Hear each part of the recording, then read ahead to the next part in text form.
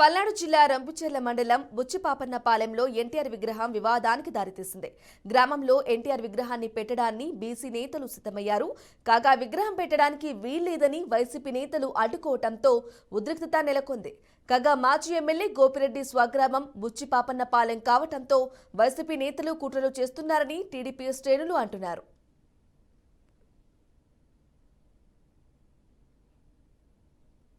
అనే స్థలం మాత్రం మేము కొనుక్కున్న దాంట్లో మేము పెట్టుకున్న దాంట్లో అట్లా పెట్టుకోవటం కుదరదు, అట్లా చేయటం కుదరదు అని బెదిరించి రాత్రికి ఒక 40 మందిని తీసుకొని వచ్చి మా మీద కత్తులతో చాకులు వచ్చి మా మీద అటెంప్ట్ మర్డర్ చేయడానికే వచ్చినారు వాళ్ళు. కాబట్టి ఏదైనా కానీ ఏదో ఒక ప్లాన్ ప్రకారం చేస్తున్నారు. మేము రేపు రోజుల్లో బయట తిరగాలన్నా కానీ కొంచెం కష్టంగానే ఉంటుంది.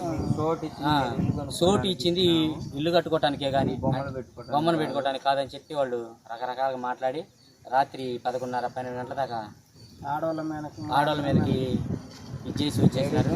లేడీస్ ఎవరైనా మాట్లాడితే వాళ్ళని అశాభూషం తిట్టడం, వాళ్ళ ఇష్టానుసారంగా మాట్లాడటం ఇదిగా జరుగుతూ ఉంది.